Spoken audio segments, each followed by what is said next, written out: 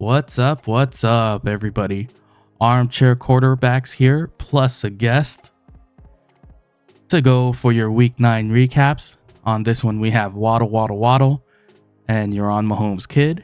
That is Ken's team winning with a score of 88.52 points to Michelle's team with a score of 83.12 points.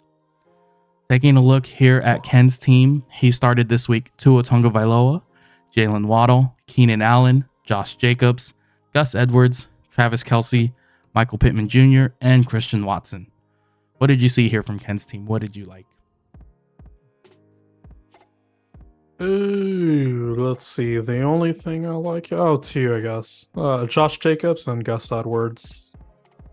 Gus Edwards here, pretty solid stat line, and then Josh Jacobs, especially after Josh McDaniels got fired. Yep. Look for Josh Jacobs to get a lot more work here. So, yep. So I think those are the two. I mean, everyone else just stunk. Tua with only 12 points, Waddle with only 7 points, Keenan Allen even. I saw that amazing catch he had. Pretty solid here. And you're just looking for a touchdown. Yeah. Kelce with a stinker. Pittman was decent. It's not too bad. Nothing. I mean, Josh Josh Downs? If he has any lingering issues with that injury he's staying. Yeah, not looking good here. And then Christian Watson injury. Looks like he's good to go, but it was good grief. I think it was several things. I think it was back and concussion. Yeah, it was. I think I saw 3 things. Yeah. And throwing a hamstring there. A chest. That's what it was. Oh my god. Just like a whole bunch of things going on here. I dropped that sack of potatoes. The only thing for me with Gus Edwards is just, it was a very good usage. He saw the 2 touchdowns, but he only had... Oh, my goodness. Sorry about that. Gus Edwards, he only had 5 rushing attempts. Okay. Yeah, I mean, it was such a blowout. You could give everyone, usage there. I mean, Lamar Jackson's going to run some. You had Mitchell running some, Justice Hill.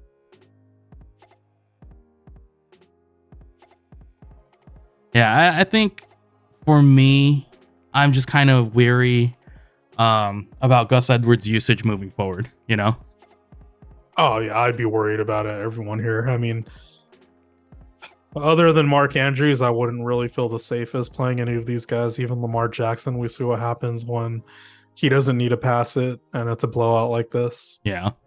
He doesn't score as much. They're good for real life, but in terms of fantasy, even with their new coordinator coming in, you thought it was going to be some more passing. Yeah, and it hasn't been. It's been pretty even. Yep. All right, Isaiah Flowers with another one where it's only 1 target. So I think it was Odell Beckham's birthday. They were trying to get Odell Beckham, even in garbage time. Yeah. With even with their backup, they tried getting him a touchdown just for his birthday. So yeah, I think Ken's team here is pretty much looking like half of the league this week. Just kind of up and down players. You got some players that kind of underwhelmed very heavily, and then you have some players that outperformed everything. It's kind of been like that pretty much this entire season.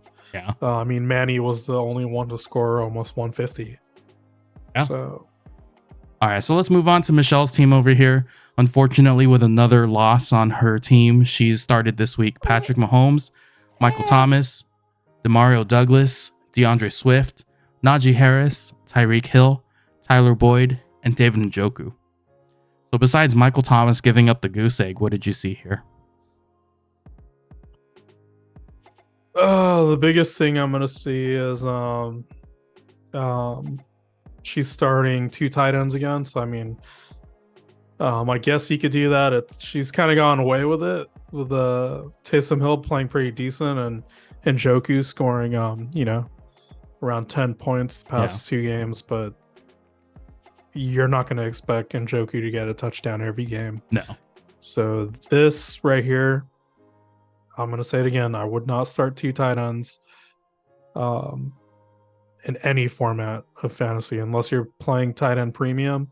But even then, tight end premium, you're trying to draft those high tight ends anyways. So, Yeah, um, definitely.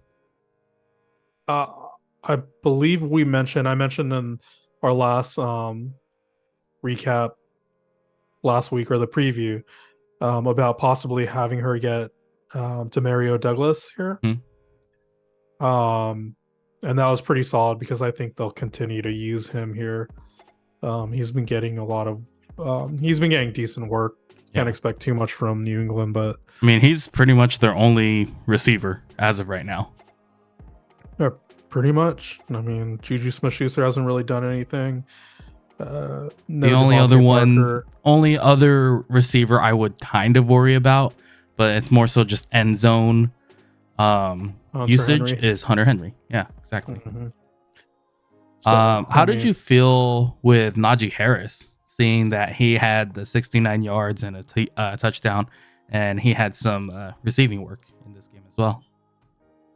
yeah, even a broken clock is right twice a day. So I mean, that don't mean jack. I don't think he's really, you know, he doesn't impress in terms of skills.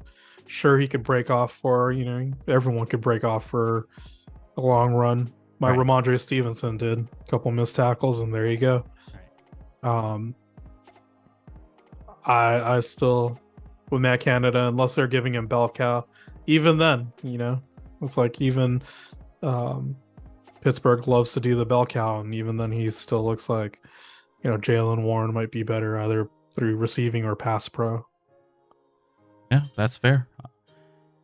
All right. So also taking a look here at the bench, not really anything left for either managers. The only thing really more so of note was Brian Robinson here for Ken's team.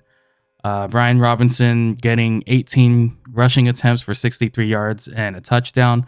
He's been seeing some Mm-hmm. pretty decent usage as long as game script allows it. So I think depending on whatever the matchup is, you might be able to play Brian Robinson or you might have to bench him. I think really for either of these teams, either of these managers, that's pretty much the only thing moving forward. Besides that, Justin Jefferson, I don't know what his outlook looks like moving forward. The Vikings, they lost Kirk Cousins. So now it's at the point where it's like, okay, do you try to win it now, or do you kind of call it a season? It's a lost cause season at this point, Yeah, that's a total toss up. I'm not even thinking about that. I would say it's cool that she has Brandon Ayuk coming back. Yep. I think the biggest thing right now is, again, like I said, she started two tight ends, and then not only that, she has a third one on her bench here. So you have three tight ends. Which is probably the most difficult position to stream or to just rely on in general, even if you have like a Mark Andrews. Yeah.